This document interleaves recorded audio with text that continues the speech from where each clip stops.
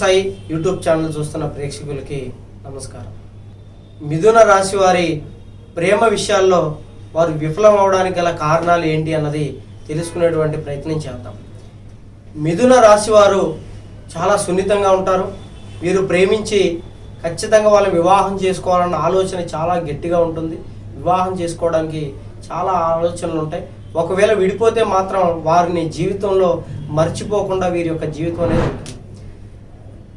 ప్రేమించిన వాళ్ళని చాలా మనస్ఫూర్తిగా ప్రేమిస్తారు, చాలా బాగుంటుంది.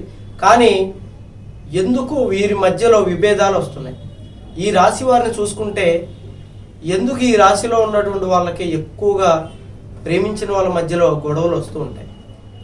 అయితే వీళ్ళిద్దరి పరంగా చూసుకుంటే చాలా అన్యోన్యంగా, ఒకరి మీద ఒకరు ప్రేమతో, ఒకరి మీద ఒకరికి మంచి అభిమానం, గౌరవంతో చాలా సంతోషంగా ఉంటారు. వీళ్ళు ప్రేమను వ్యక్తపరచడంలో కూడా ధైర్యంగా వ్యక్తపరుస్తారు. ప్రేమించిన వాళ్ళతో ధైర్యంగా మాట్లాడతారు, చాలా హ్యాపీగా ఉంటారు. కానీ వీళ్ళు మధ్య వ్యక్తుల వల్ల, మాటల వల్ల చాలా ఇబ్బంది పడుతూ ఉంటారు. చిన్న చిన్న విషయాలకు కూడా వీళ్ళు ఓపిక పట్టలేరు. 10 సార్లు ఫోన్ మాట్లాడి ఒక్కసారి మాట్లాడకపోతే చాలా బాధపడిపోతూ ఉంటారు. ఏదో కోల్పోయామన్న ఆలోచనలోకి వెళ్ళిపోతూ ఉంటారు. అయితే వీరి మధ్యలోకి ఏదే వ్యక్తులు వస్తూ ఉంటారు.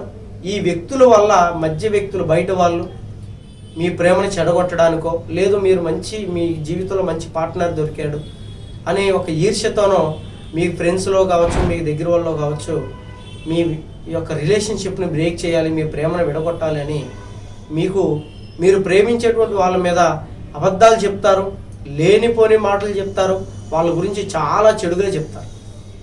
మీరు ప్రేమించేటువంటి వాళ్ళు ఎలాంటి వాళ్ళు, వారి యొక్క మనస్తత్వం ఎలాంటిది అన్నది మీకే ఎక్కువగా తెలుస్తుంది.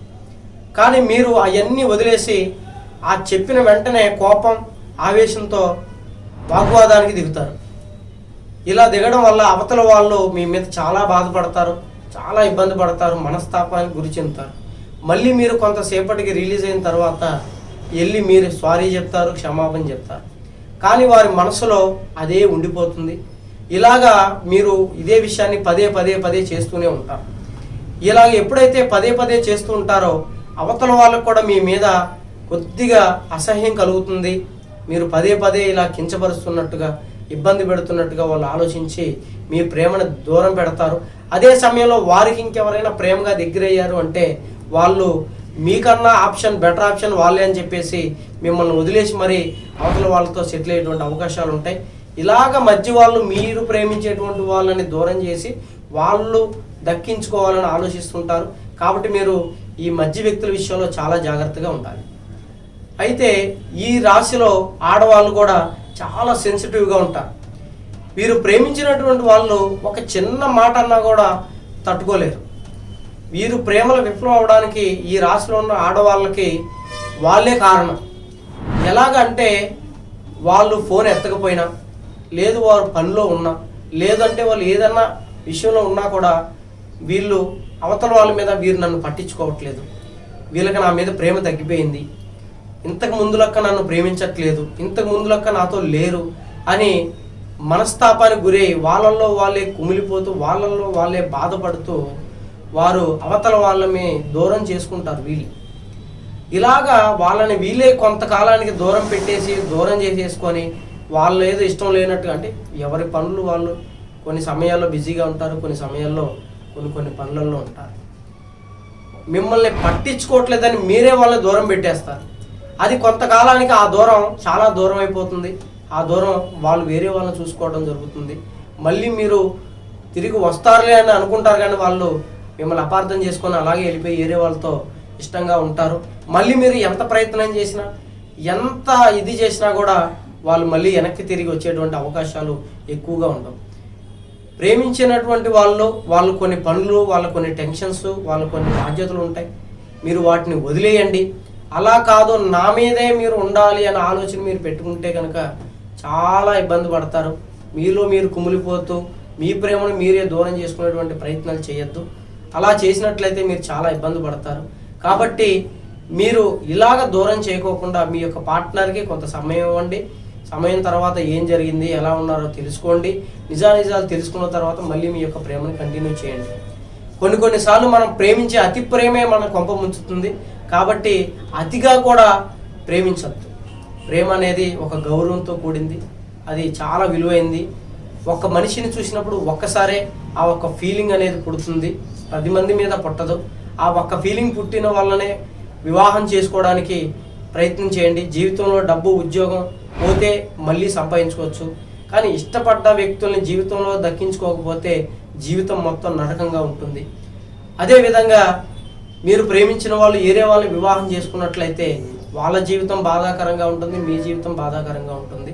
ఇలాగ ఇబ్బందులు పడుతూ ఇష్టమైన వాళ్ళని దూరం చేసుకొని బాధలు పడద్దు. మీరు ఈ విషయాల్లో జాగ్రత్తగా ఉంటే కనుక మీ ప్రేమ అనేది విజయం సాధిస్తుంది. లేదంటే మీ యొక్క ప్రేమకి విఫలం ఈ 2 కారణాలే ఎక్కువగా ఉంటాయి. అయితే గతంలో ఇలాగ ఆల్రెడీ మాకు జరిగిపోయిందండి, మేము ఇలాగ బాధలు పడుతున్నాం, చాలా ఇబ్బందులు పడుతున్నాం, వాళ్ళు ఫోన్ చేసినా ఎత్తట్లేదు, అన్నిట్లో బ్లాక్ చేసేసారు, అన్నిట్లో ఇబ్బంది పెట్టేశారు, మరి మా పరిస్థితి ఏంటని చాలామంది నాకు ఫోన్లు చేస్తున్నారు. వారి యొక్క బాధ నాతో పంచుకుంటూ ఉంటున్నారు. అయితే ఇలాగ బ్రేకప్ అయిపోయి ఇలాగ ఆల్రెడీ జరిగిపోయి ఇబ్బంది పడేటువంటి వాళ్ళు మీరు టెన్షన్ పడాల్సిన పనేం లేదు. నేను నాతో మాట్లాడే ప్రతి ఒక్కరి యొక్క ఆవేదన తీసుకొని నేను ఈ వీడియోలో చెప్పడం జరుగుతుంది. ఇలాగా మీరు బాధపడుతున్నటువంటి వాళ్ళు మీరు ప్రేమించిన వారి యొక్క ఫోటోలు, పేర్లు నాకు ఇవ్వండి. నేను అంజనంలో చూసి వారి యొక్క మళ్ళీ మీ జీవితంలోకి తిరిగి వచ్చి మిమ్మల్ని వివాహం చేసుకొని ఒకప్పుడు మీరు ఎంత సంతోషంగా ఉన్నారో అదేవిధంగా చేసేటటువంటి బాధ్యత నాది. ఎంతోమందికి చేశాను, అలాగే చాలామంది చేస్తున్నారు, వాళ్ళతో కూడా నేను మాట్లాడుతున్నాను. ఇక మీద ఈ వీడియో చూసిన వాళ్ళు ఎవరున్నా కానీ నన్ను సంప్రదించండి, నేను మీకు చేసి పెడతాను. మనం దెబ్బ తగలక ముందే మందు రాసుకోకూడదండి. అదేవిధంగా దెబ్బ తగిలిన తర్వాత నిర్లక్ష్యం చేయకూడదు. మీరు ప్రేమించే వాళ్ళని ముందుగానే దూరం చేసుకున్నటువంటి పనులు చేసుకోవద్దు. తరువాత దెబ్బ తగిలించుకొని దానికి మందు పెట్టుకునేటువంటి పనులు చేయొద్దు. మీరు జాగ్రత్తగా ఉండండి. ఇలాంటి ఇబ్బందులు ఏమైనా ఉంటే నన్ను సంప్రదించండి. అయితే మేము ప్రేమించుకున్నాం, మా మధ్యలో ఏం గొడవలు లేవండి, మేము అన్యోన్యంగా ఉన్నాం, అన్ని విధాలా మంచిగానే ఉన్నాం, కానీ మా పెళ్ళికి మా పెద్దలు ఒప్పుకోవట్లేదు అంటే పెద్దలు కూడా పిల్లల భవిష్యత్తు గురించే చూస్తారు. ఏ తల్లిదండ్రులైనా ప్రేమించిన వాళ్ళు అమ్మాయిలు నచ్చలేదనో, లేదా అబ్బాయికి మంచి కట్నం వచ్చే వాళ్ళని చేయాలనో, లేదా వాళ్ళ కులస్తులను చేయాలనో, లేకపోతే ఇలాగా వాళ్ళ తల్లిదండ్రుల వైపు నుంచి ఆలోచిస్తూ ఉంటారు. అయితే వాళ్ళ తల్లిదండ్రుల వైపు నుంచి ఆలోచిస్తుంటే మీకు వివాహం జరగదు. మిమ్మల్ని ఇబ్బంది పెట్టాలని మీ తల్లిదండ్రులు కూడా కొన్ని పూజల మార్గాలు చేస్తూ ఉంటారు. మరి దానికి ఏం చేయాలండి అంటే మీ తల్లిదండ్రులు, మీ బిడ్డలు, మీ వివరాలు నాకు అందజేయండి.